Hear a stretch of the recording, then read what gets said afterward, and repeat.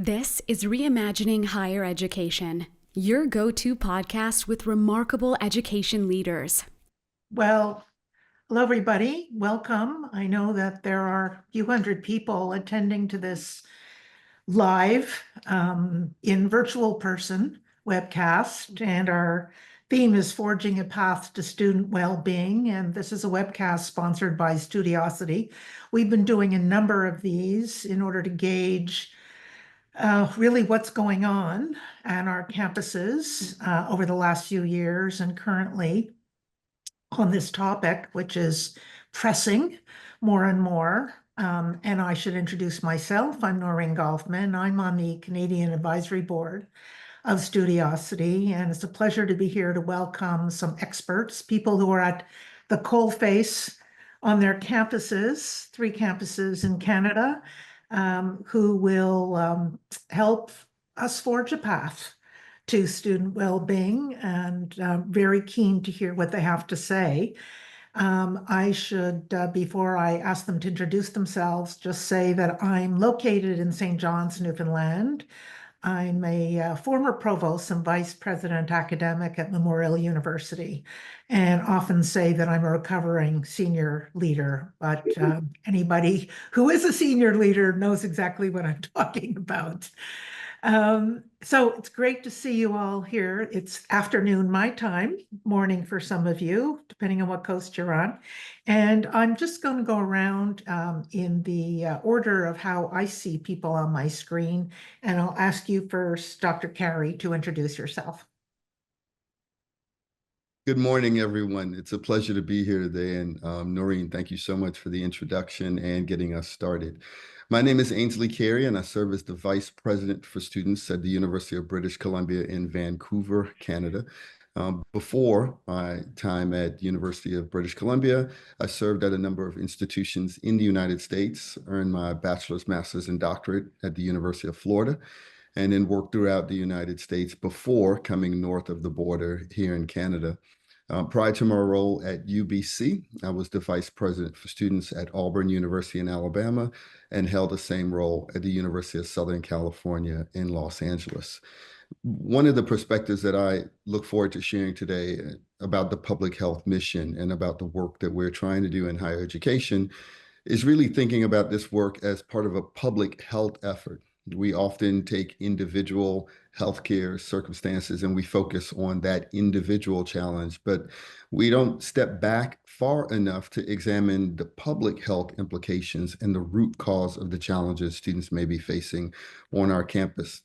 And we also need to spend more time thinking about the shared responsibility of this work. We often identify this work and place it into a single office or ask students to adjust, but we haven't taken enough time to examine how we can do this work as a shared responsibility among members of the community, which includes our students, faculty, and staff. So I look forward to today's conversation. Thank you for having me. Thank you.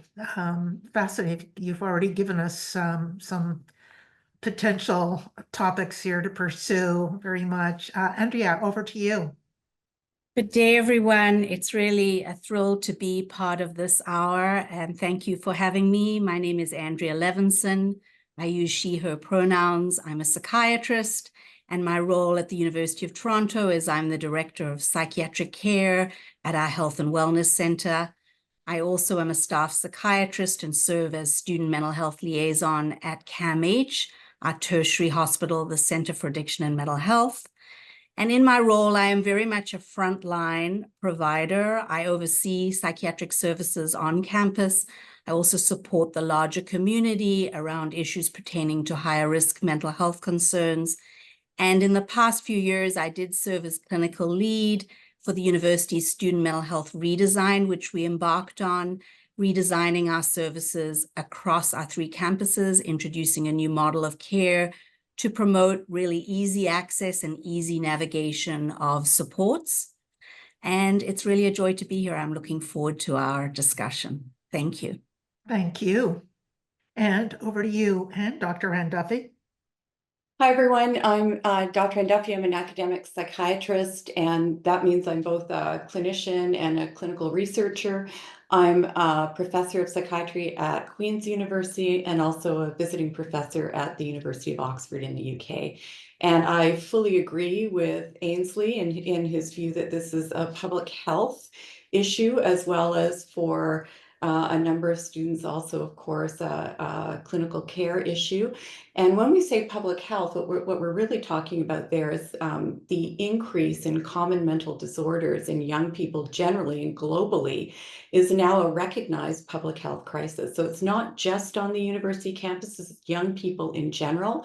And of course, as we welcome a majority now, I think, of high school graduates to higher education, and we're really supporting students from traditionally disadvantaged or minoritized backgrounds to come and join us in the campus community. Of course, the difficulties and issues in the young people general population are very similar to the university student population, in fact, very comparable. And so this is something that we all share a place in. It's not just about psychiatry and mental illness. It's about mental health, wellness, and significant symptoms in mental illness. So really a public health issue. I'm the founding director of the YouFlourish Center for Translational Research in Student Mental Health. I believe it's the first center of its kind in Canada. It's certainly unique.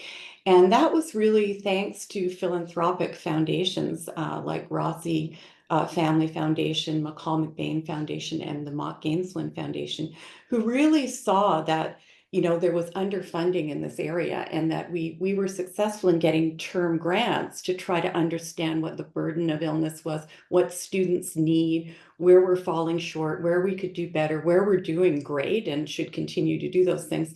And so they actually combined and put in funding to support us as an international collaborative network. So we're a national collaborative network, and we're partnering with UBC and University of Toronto in research, but we're also partnering with UK universities and now UC San Diego in the US. So it's really a cool and important opportunity that we'd like to really build on and learn from students and leaders at the university about how to help and what's needed. Thank you. Thank you. Terrific. Well, people can see we have a lot of expertise here. And by the way, people are starting to ask some questions, and somebody has asked, what does it call? So I guess they just want to hear that again. And what is the center called? It's called the YouFlourish Center for Translational Research. But if you just Google YouFlourish, or I can actually put in the chat the website, you can learn about what's happening. We post all of our publications. We also have an advisory board, which includes students with lived experience and university leaders. And actually, we're looking for more membership from university leadership. So if you're out there and you're interested, just send me an email. great. We've have an expression of thanks for that already. So thank you. And people are free to, during this live webcast, submit questions. Please do that. Might not get to all of them. We've also asked people who have signed on and registered for this to submit questions to us. We got a whole bunch. Try to cluster them and get to them in the hour that we have. I know time is going to pass quickly. Just want to tee off on something that that's come up around this being a public health matter. Just an anecdote. When I was in Stockholm a number of years ago as provost doing some research on higher ed in Scandinavia, we were all talking about the increasing need to supply services, to be student facing, to think about mental health on our campuses in a way that we had not in the previous X number of decades. And colleagues in Stockholm, in particular, looked at us, Canadians, oddly and said, you mean your university is responsible for that? This is a public health issue. Our state is where the services are delivered and served. And that kind of threw us back on our heels. I don't think it's an either or thing, but the way of thinking about about mental challenges, mental health challenges, and mental health in general as being a much broader social and state concern was not part of our language. We kept thinking we're university leaders and it's our job. So I'm just mindful of that, and I like the way we're starting to open this up to think about it as a bigger challenge for all of us. So my opening and kind of grand question to all of you is, what does support look like in the next 5 years? And how is it changing, if it is at all, from the systems in place right now? And kind of attending to that, and partly because Studiosity is really taken up with the issue of AI, how do you see perhaps the role, if it has one, of AI in those services that you are providing? You don't have to get to the AI part, but if it's top of mind, feel free. I'll start with you, Ainsley, and your thoughts about that. Hey, thanks for starting off, because I'm sure the other responses to this will be incredible. So I had a chance to go first.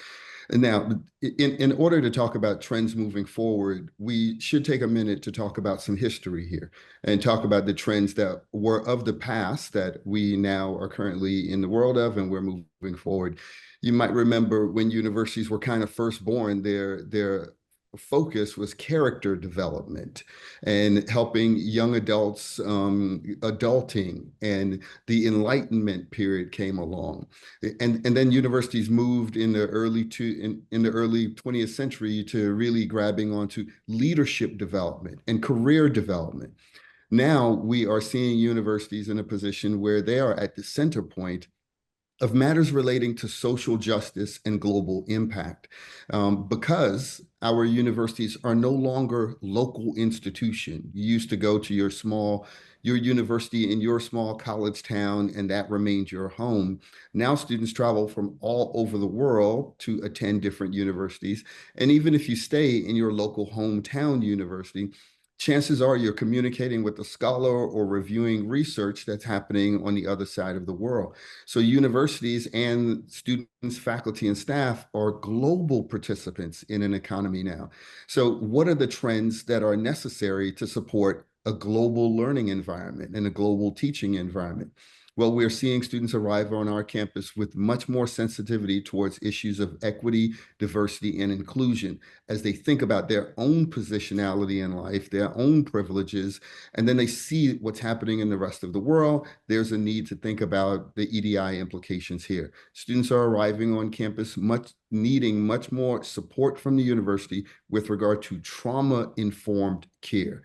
Because as you care more about the world and what's going on in the world, whether it be climate change or catastrophes happening on the other side of the world or natural disasters happening, it generates trauma in the students, faculty, and staff who are studying this work and who are embedded in this work. So the need for the university to be in a position to have trauma-informed care is critically important. And as we have already discussed thus far, this need to think about a public health minded approach to teaching, learning, and research.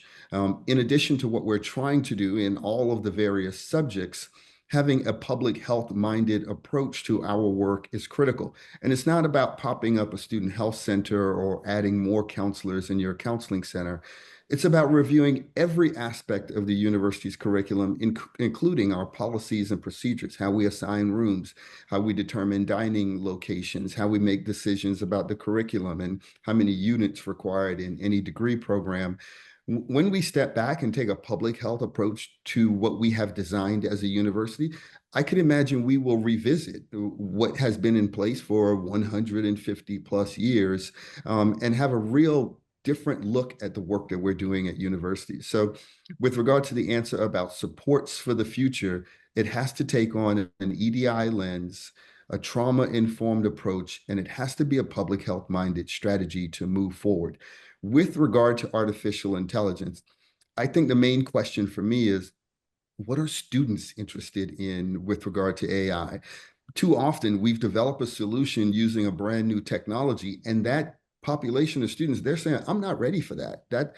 I don't want an AI mental health counselor. I want a counselor that I can see face to face that will respond to my specific question. I'm not ready for the AI counselor. So I think the bigger question is, where are our students with regard to what they want from the university?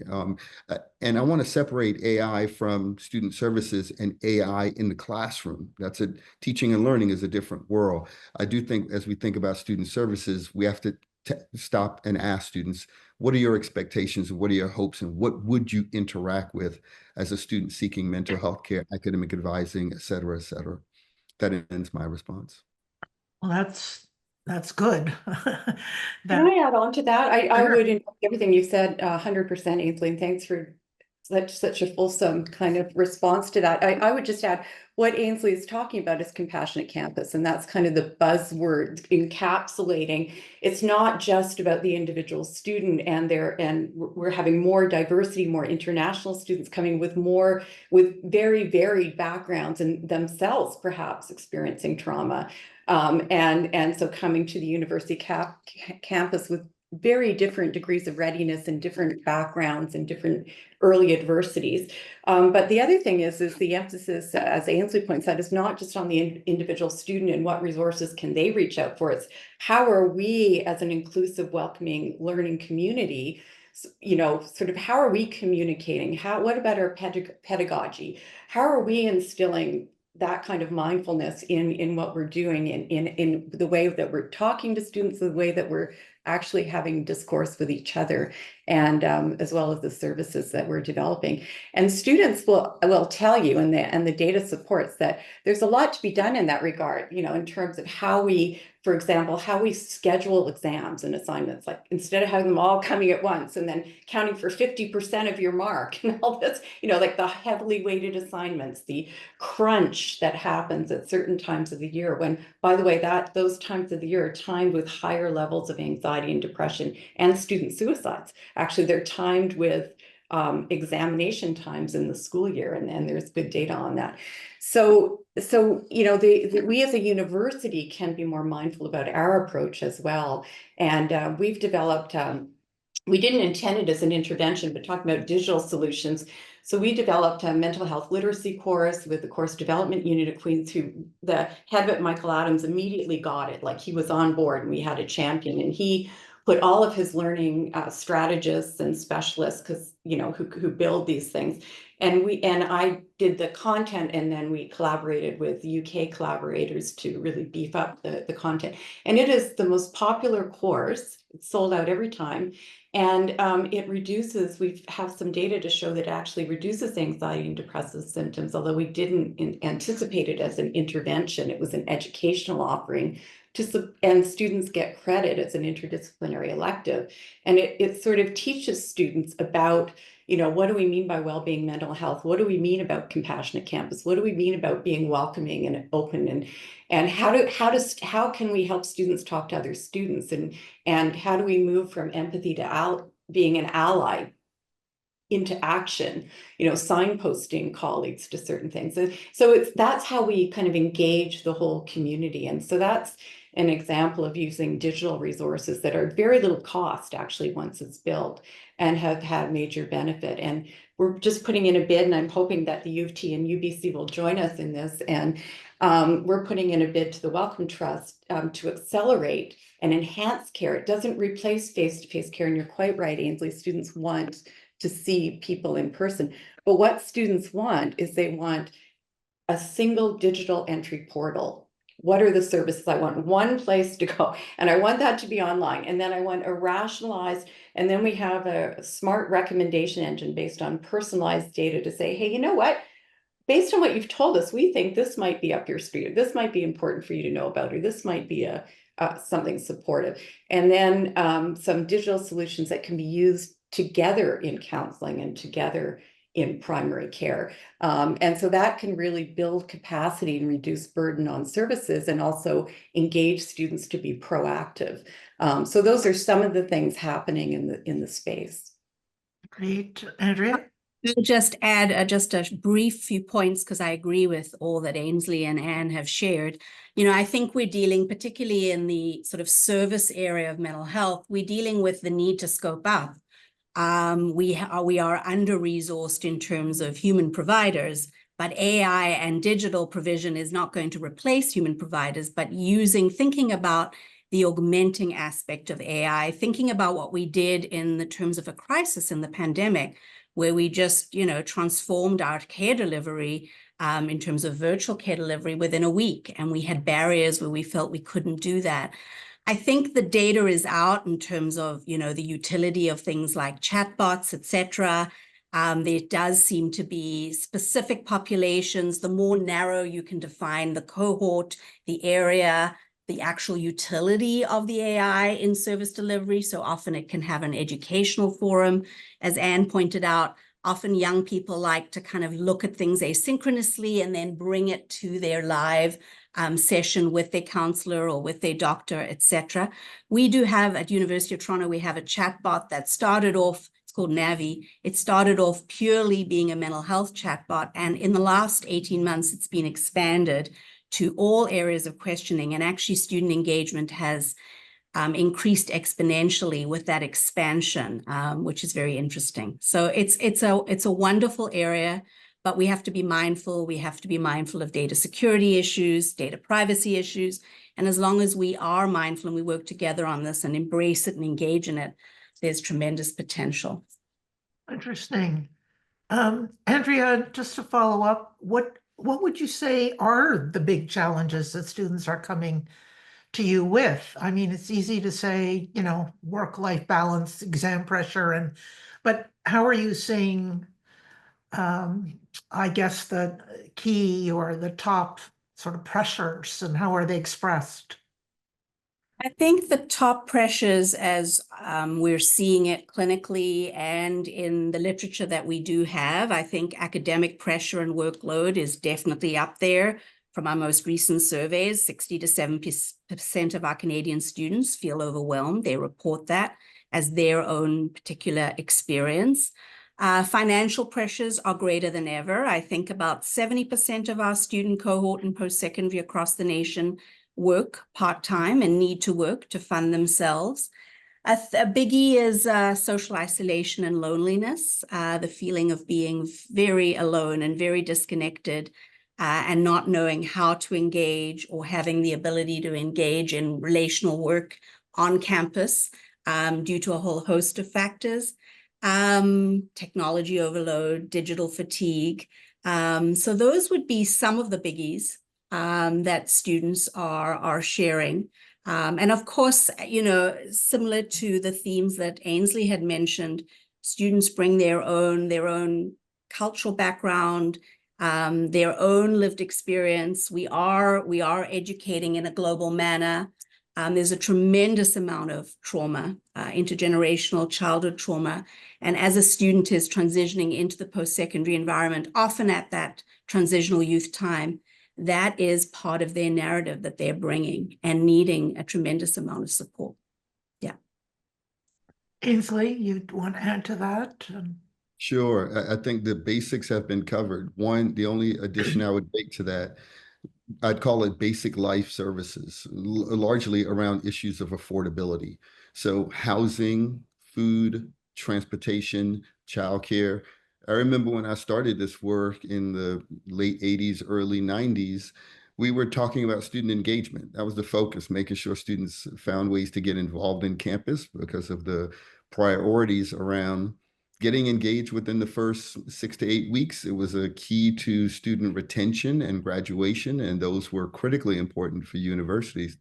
But now universities have been pulled into the public services sector, and a lot of work around things that public services would typically provide: housing, food, transportation, childcare. For students, faculty, and staff, that is now the university. The university is the public service provider. And it beckons that question that you started us off with, the question around who is responsible for delivering these services. Because as you can imagine, the tuition structure is not designed to provide everything every person's need. So universities are struggling because students, faculty, and staff are looking at the university to be that primary provider. So one of the challenges is determining responsibility and sharing that responsibility with our public sector and local governments to make sure that everyone's feel like they're supported. I think a second challenge that I'll mention that would be an addition is a book that a few colleagues developed a few years ago. Tia Brown McNair and a number of colleagues published a book called Becoming a Student-Ready Campus, or Becoming a Student-Ready College. And if you notice the changing in that word, it used to be preparing students for college. Now it's becoming a student-ready college, meaning what are the ways that the university needs to pivot to respond to the current generation of students that are on our campus. Many of our campuses were designed centuries ago, and our policies are reflective of when they were designed and who they were intended to serve. And we have made incremental progress towards accepting greater diversity on campus. But if we ever revisit all of our policies, I think we would see significant gaps of decades of inappropriate policies that students are now trying to live by that just don't make sense in a much more technology advanced world. We have some things in place that were based on accounting practices from the 50s and 60s that aren't necessary anymore.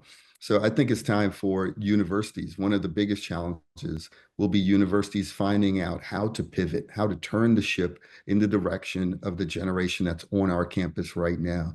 So the real work isn't with the students. The real work, I think, is with college administrators and members of the faculty and staff to reimagine our universities so that they can fit the students who are joining us today, not those from yesterday.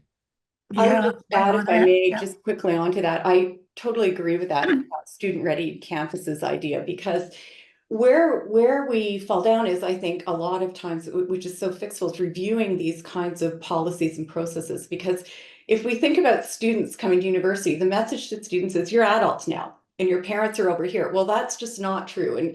And the developing brain is still a work in progress. And one of the things very much in progress is executive functioning, so frontal lobe. And so, planning, anticipating, being proactive. And then what we do as universities is we have all this sophisticated learning platforms and digital, this, that. And so these kids come and they have all this information, and they're used to oftentimes leaving home, and they're used to their parents, sort of doing all of these things.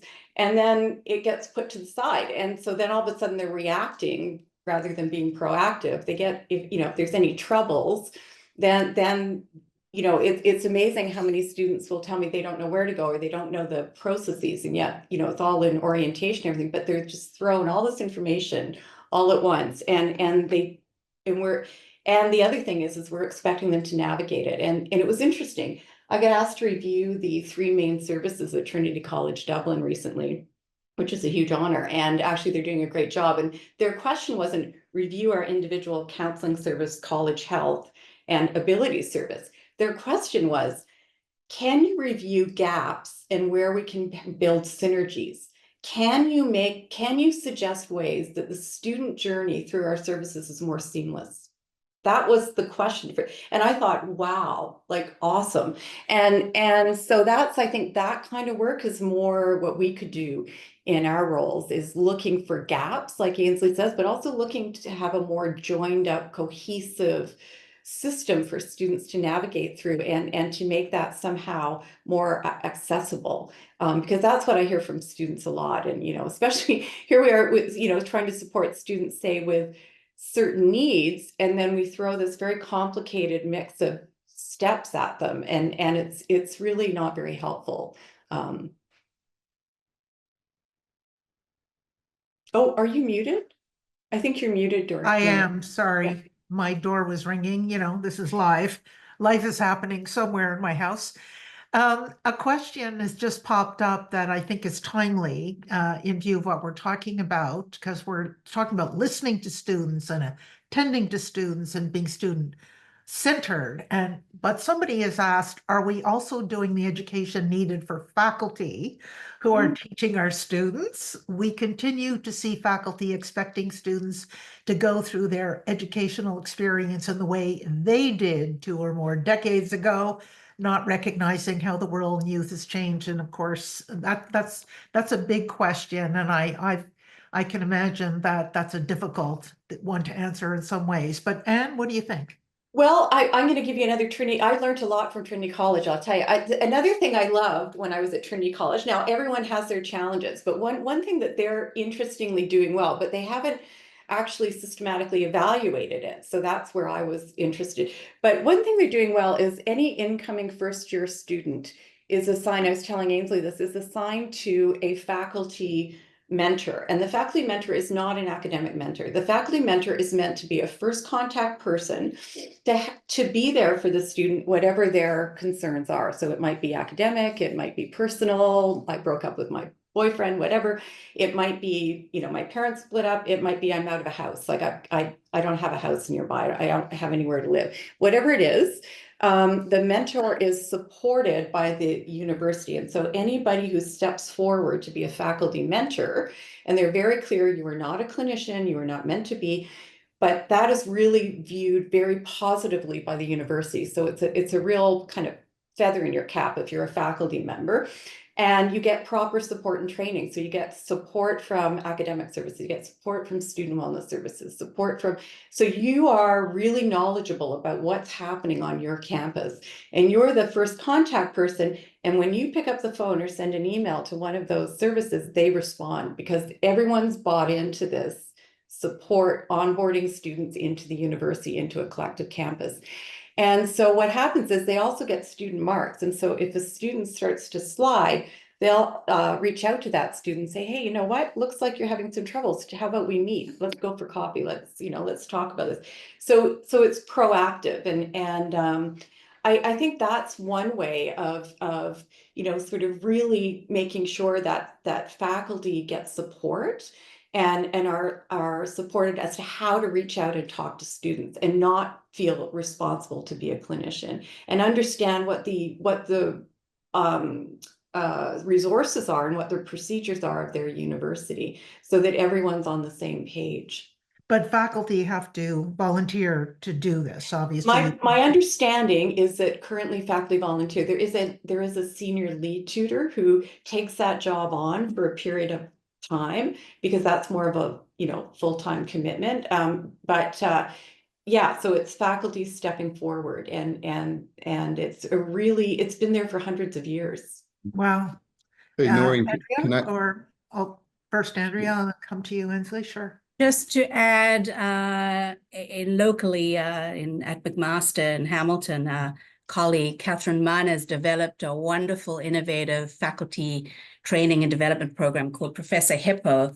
And so there's been institutional endorsement from the provost and president down to support faculty and staff engaging in these sessions. And it's a considerable number of hours, both asynchronous and synchronous, and an investment in time. But I think it's in the first couple of years. So the jury is out in terms of measuring outcomes, but you do have to have top-down investment in noting this is really, really important, as Anne's pointing out. Obviously, Trinity College has done this for a long time. I mean, it speaks to the collective sense of historically, before the 2000s, it was the students' issue.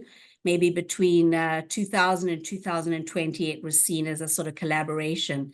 And now we recognize it really is all, we own it all, and we own it all. And that actually translates into the learning environment really being that much richer if it's broad-based and there's joint ownership, and faculty have the tools to be able to engage in this arena. So, yeah. It's interesting, right? Like when you think about when I was at Oxford too, at All Souls College, the college system has an embedded fellowship. So it used to be in the old, in the traditional university setting, you would be in a community. You wouldn't just be at the university, you'd be within your college, and in your college you'd have meals and break bread, and they also had a college doctor, and they had a college in those days chaplain who would be the counselor. And so there was this community of support, and somehow we got away from that model. And then you're right, it became a very different model where you come onto this very big campus, and you're taking these courses, and you don't have any even place that's maybe a desk to go to or a place to study, you know, and so, and it's very lonely. Maybe as I can just, sorry to butt in again, but at U of T, as you know, we're close to 100,000 students. On our biggest campus, we do have the college model, and there's been a lot of reformation in this idea of kind of communities of learning and well-being. And there's actually a transition one program in each college for those first year students to be in smaller groups, identify themes of learning, identify leadership and co-curricular opportunities that all speak and weigh into mental well-being, and involve faculty in mentoring and nurturing that. So it speaks to the idea of kind of smaller collectives. Yeah. Ainsley? Sure. I'd like to address the general question of faculty members who may be suggesting, hey, you should do it the way I did it, the hard way. I do think that is changing. The members of our community that have been advocating for student mental health services, sexual violence prevention support, academic accommodations have been members of the faculty because the students who used to look for the dean of students to answer this question or to navigate this with now go to their faculty member, and they meet with that faculty member for the office hours, and they say, I'm going to miss tomorrow's exam because I have an appointment, or I'm a survivor, or I'm going through an experience. And that faculty member then says, wow, who at the university is helping you? And that faculty member shows up in my office, or that faculty member sends the vice president an email and said, who helps students navigate this? So I have found more and more faculty members being supportive of students' needs during these very difficult times, being very accommodating with academic concessions. I'm not suggesting this is universal, but I'm suggesting that this is a major pivot happening among the faculty. And remember, many of the faculty, the majority of the faculty members who are leading and doing cutting edge research in our universities right now are, you know, from the kind of current generation, from the 80s and 90s. So they are now having that experience as students themselves. They are now supporting students not only in the teaching and learning, but advocating for those students with regard to student services. Our students tell us that the faculty members are the most receptive to their needs for academic accommodations. What faculty members need are, where's the information? So over the past several universities I've worked for, we've designed whether a red folder or a green folder or a yellow folder, but a manila folder that simply has all the facts and data about the university and easy to find information about the counseling center, mental health services, Center for Accessibility. And it's all on one folder, and we produce it at the beginning of each year, send it out to every faculty member, and they put it into their file folder, and when they need to refer to it, they know where it is. So that has been the key, making sure that faculty members are equipped with the information so that they can appropriately refer a student. They know that they're not financial aid advisors, but boy, they want to help a student who's in need. And I am hearing all the time from faculty members who are advocating for students. So I only want to argue that I think this is changing. Interesting. I hope you're right. You know, we've had a few questions, and I don't really want to go down the rabbit hole, but just to note that there is always faculty concern about workload, and faculty concern about, you know, how the advising time might undermine or impact the other duties and responsibilities that faculty members have. And that's a time-honored challenge.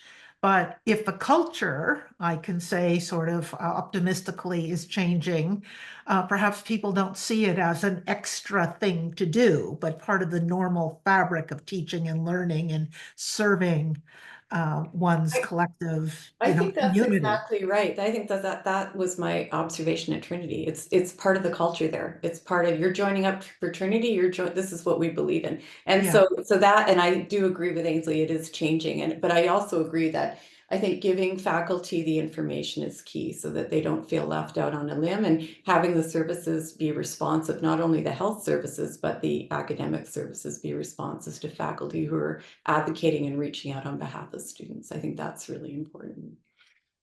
So one question that emerges from this discussion often is about loneliness, and we've talked about that. And one would think that certainly since the pandemic and going forward with technology and the siloing of exchange with the world that that we all have, kind of hooked on our doom scrolling or, our technological devices. The paradox is you're both connecting with a bigger world and some through a device, but you're also separated from that world. I mean, that's the sort of the classic tension of that habit now, of that custom, of that way of being. And we're talking about meeting individual students' needs in view of a collective responsibility. But I'm wondering what your thoughts are about how you connect students to something bigger than themselves, and what sort of tools or frameworks are we thinking through to engage students to recognize, they're not alone, or how do you deal with loneliness? It's a big question. First of all, I think loneliness is a major problem. So one of the most common problem presenting to student wellness is anxiety and depressive symptoms. And a part of that is this feeling of loneliness and imposter syndrome, and do I really belong here? And I can't really tell people how I'm feeling, because then I'm not gonna belong here, or people are gonna judge it negatively. And the whole, sort of expectation, like these kids are coming in having met the criteria to be at university, which is getting increasingly ridiculous. I'm looking at the entry GPAs going, that can't be real. Anyway, but so the bar keeps getting higher. You get these, high achieving kids coming in, and then all of a sudden they're in a group of high achieving kids, and they're having to learn a lot of higher education skills all on their own. So I think it's about, again, a culture thing, about really starting from the university messaging and leadership, and then down to the residences and so on, echoing this idea of study life balance, of getting involved. Like, this is a community, this is an opportunity. It's not just about getting this GPA or, being this rank in your class. It's about enjoying university life. And so joining an intramural team, joining an association, joining a club, whatever is interesting, whatever, and volunteerism, this idea of giving and contributing to the community, I think is really important. And I think that's a culture thing about university life that also has changed and now needs to, I think, shift back. And I think that starts with us too. Others? I'll offer, often we bundle this conversation about connectedness, and we almost make it a universal challenge for the entire university, when in fact it's happening in different ways. So with regard to connectedness and teaching and learning, if I stayed in that space, during the pandemic, we were forced to go online. So for 2 years or a year and a half, depending on where you were in the world, courses were delivered online. So now faculty members had to develop a new tool on how to deliver very complex content online in a virtual way. So students lost that kind of intimate interaction, that exchange in the classroom. Some students appreciated it. Some students who were more introverted were like, great, I have a comfortable place in my basement. This really works for me. Students with accessibility needs also appreciated that virtual hybrid model of teaching, where they had a chance to be in a comfortable place where all their needs were met. So that connectedness isn't universally lost in regard to teaching and learning. But if I moved over to the student services side, the student experience, the student development side of this conversation, I think we see a different set of challenges. Students lost 2 years, no matter how we slice it. It's either 2 years of high school, 2 years of middle school, their first 2 years of university, or their last 2 years at the university. And during that time, it's an incredible developmental process going on, where students are becoming themselves, understanding their challenges, more importantly, building social skills. And we lost that period of time. I remember hearing about parents who were now taking their first graders to school for the first time, and that first grader hadn't had an ounce of preschool. So now they were struggling with some of the basics. That went through our entire system of education because we lost that developmental time. Where I am focusing on and really starting to pour our brains in, how do we structure the university so that it's structurally unavoidable for students to tap into the things that we need them to tap into? If any of you have experienced the book Made to Stick by the Heath brothers, Dan and David Heath, Made to Stick has a point in the book about universities or schools. If you want something done, a public health initiative, make it hard for people to avoid it. So the best example is in a public school cafeteria. They used to have the pizza and the cake up front, and then students would stack up their trays with the junk food. And by the time they got to the end, it was the salad and the water. They flipped the cafeteria line around, and they put the salad and the water and the fruit first, and then the pizza and the snack at the end. And they found kids were eating more healthy foods in school. So that is making it structurally unavoidable for students to make better decisions. So universities have to think about, how do we structure the first year experience, housing, dining, recreation, classes, engagement after hours? How do we structure the university so we make it structurally unavoidable for students to make the right decisions? And we control that. We actually can put things in place to think about the outside the classroom curriculum for the student experience. At too many institutions, we're far too hands off on the outside the classroom curriculum. Outside the classroom, that's where students spend 75% of their academic career, outside the classroom, yet we don't manage it as if it's part of the academic curriculum. So I think in the future, we have to make it structurally unavoidable for students to step away from the things that we know that will be good for them: career development, healthy eating, healthy exercise, time management, sleep, drinking water, all the things we know that can be important to them. I just, sorry, Noreen, you want to go ahead? No, go ahead, please. It's so exciting to think about creating, the unavoidable. I think, just to add, that the loneliness conundrum started way before COVID, and COVID accentuated it. And absolutely, we've got this kind of developmental arrest in everyone. And in our cohort, it really has impacted. I think, but some of the benefits of, these young people, the engagement in, say, digital platforms is seen as, a real precursor and a cause of loneliness and disconnection. But it's also, it enables connection. We utilizing, hybrid ways of connecting. We have to kind of lean into it.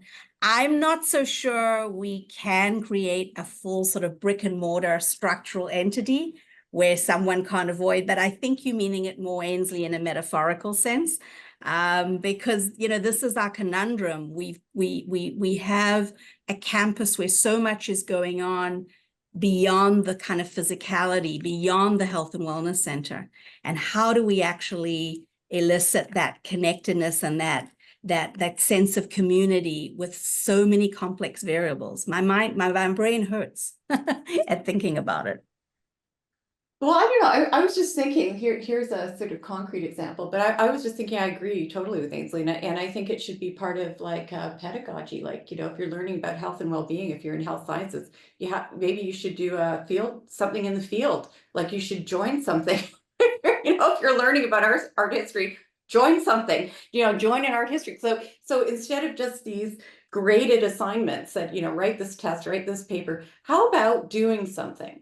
And then what are the barriers to that? And what did you find? And what did you learn from the experience? And I can't think of a topic where that couldn't be the case.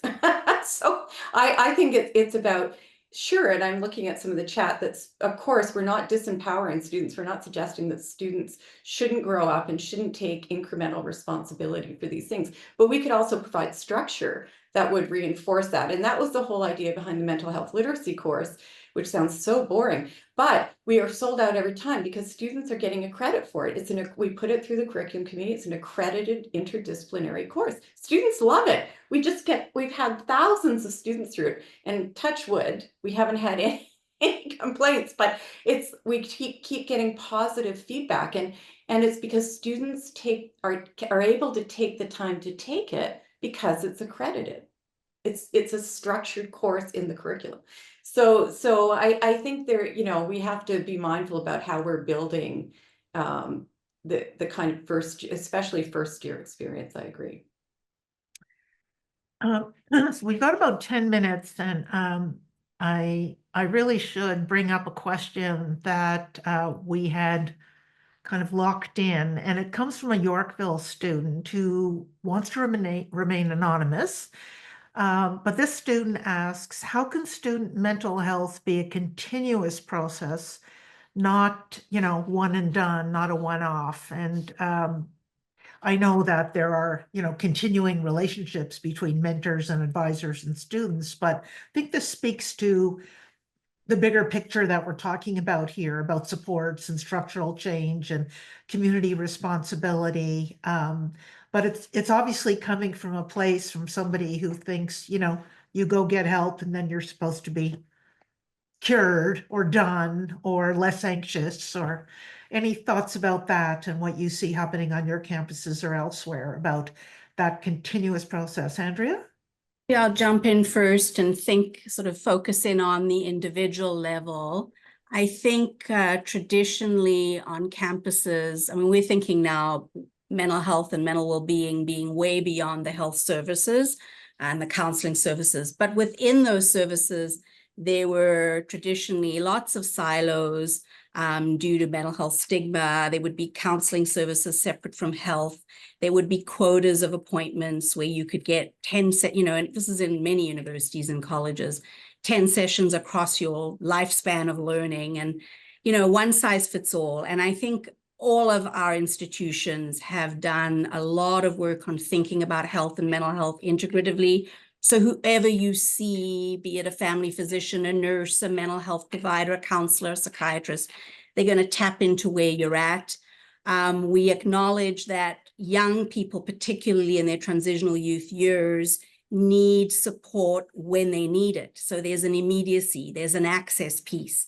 And for about 80% of people, if you get that access within the next day or two, that will suffice for now, but it doesn't necessarily mean one and done. You may need something else a little way down the line, and there needs to be a flexibility within your service delivery model to be able to support that. So those would be my sort of top of mind comments around the journey of mental health. Being students engage in the university often longitudinally for more than 4 years. They do graduate work. They take longer over an undergraduate degree, and that should be absolutely accepted, validated when we think about an inclusive curriculum and inclusive institution. So we really have to be mindful about how we structure our services, our supports, to be as barrier-free as possible, as flexible, and to allow for that kind of, individualized journey that a student should take. But I'll jump in there and say, I agree, Andrew, but I think we should acknowledge too that there's lots of work still to be done. So I don't think it's a barrier-free journey for students in my experience. And we've looked at this in terms of data. And so what students are telling us is that they want easy access, like a digital front door. They want to be able to go in to see what services are available, and then they want to be able to have them organized in some sort of rational way that pertains to them. And then students tell us, of course, they would like everything on campus, and I understand that because a lot of students don't have vehicles, they're not from there. But what really makes sense, and what we know makes sense nowadays, is to have health promotion and wellness and primary care available on campus. And most of our universities have some form of that or have that, which is great. But then there's a barrier in terms of moving between services often, even within the same university, if there's an escalation or if somebody needs maybe less intense, that not everyone's in a what we would call collaborative care model, which is where you have embedded in the primary care and mental health team, and you have a navigator or case manager that can organize all that. And so maybe some do, but most don't have that really fully modeled. And then there's the piece about, okay, what about for the minority of students, but significant minority of students who have more severe care needs? So need to go to psychiatry, for example, need to go into the community, because the university cannot and should not try to duplicate those specialty services. And so what are the facilitated transitional pathways there and back again? And we really talk a lot about that, to be fair to the student who raised that. And I think that there's quite a lot of work to be done. And it's hard for students because you're right, they're reactive, so they need help now. And then students graduate. So there's, I was doing a history paper on suicides actually at Oxford, and they're using a student journey as an example with one of the students. And what we learned from that student is there was a huge advocacy, really constructive, that was built up that really changed the conversation about what needed to happen. And then those students graduated. So then things sort of stall. So students really do have a lot of power in advocating and should continue to, but we get that you've got a lot on your plate, and so we need to be doing that as well, not dropping the ball. And I think continuing to work together on these conversations about how can we make a more sort of seamless transition based on student need in a timely fashion, but against already under-resourced services, where in the community, even if you're not a student, there's long wait lists. So how do we solve this, Yeah, indeed. I think everything's been said. I won't add to that. Perhaps I have time for one more question. It comes out of some questions that we've had about talking about the journey, about the perhaps special challenges that students coming in from high school have, and what you see along that journey. What supports, how does your thinking respond to the different kinds of challenges or obstacles or anxieties that students have coming in from high school? I mean, is it all kind of, one thing, or do you start thinking about, stepping up to different kinds of care and attention and mentoring based on where they are in their academic journeys? I think what we're seeing from the high school student is relatively hasn't changed much in the past decades. From my experience, I'm still seeing students in their first year struggling with time management. Now, their courses are scheduled differently than they were in high school. They have more free time than they can ever imagine, but it's actually not free time. It's time that you're supposed to be studying, but they have one or two classes on Monday, Wednesday, and Friday, and then on Tuesday and Thursday, their schedule is full, and they haven't figured out how to manage that. So the first year, they're still trying to figure out, how do I manage my time and my time requirements? They are still making a transition to the academic rigor of the university and the amount of reading that's done per assignment and the few evaluations that will be required. Some classes have 2 exams, a midterm and a final, and everything is right there. So that first year, that's quite a shocker from their high school curriculum that may have given them more opportunities to test their skills and evaluate themselves.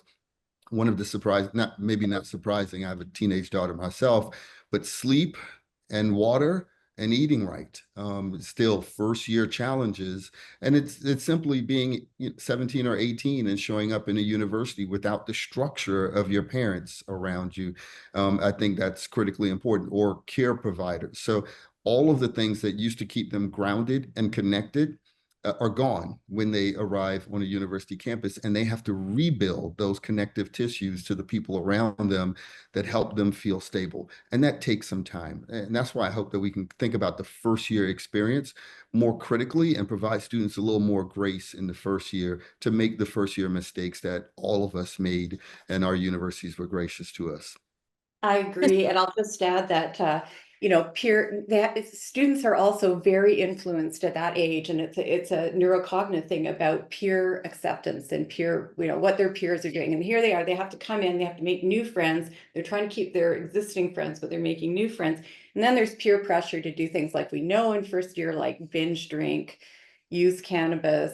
And this is all going to be counterproductive to healthy living, sleeping, doing well at school, time management. So those are other challenges as well, or making healthy. It's around that making healthy choices and supporting students to do that.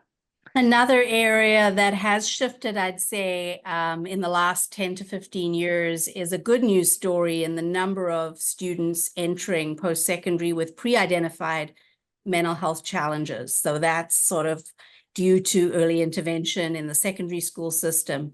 So, there's ongoing work to do, but ideally you want good transfer, good transition planning, good sharing of, health information from maybe a team in high school to the post-secondary team on campus, that kind of thing. And that's very different from 15, 20 years ago. And, that's a product of our universities being more accessible to a very wide range of students with, various strengths and vulnerabilities.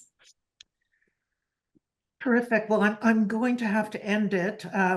Ainsley very fortunately has a clock right behind him. So it's 11 a.m. in BC and it's 3:30 in St. John's, Newfoundland. So it's a big country, big challenges. Thank you all so much for enlightening our listeners and our spectators. Indeed. And we have a note in our chat that says that we will be posting in the next few days resources and information following this and the link to this webcast itself. You should know, all of you, that there's various people have said, can we get in touch with these experts, these people on your campuses? So be prepared, read your email. I think you'll be getting some questions from people, faculty, students, staff who are really keen to tap your experience. So thank you all so much. We could be talking for another 2 hours, but go out into your day and keep doing your great work. And thank you so much. Thanks, everyone. Visit studiosity.com/students first for information on the next Students First Symposium.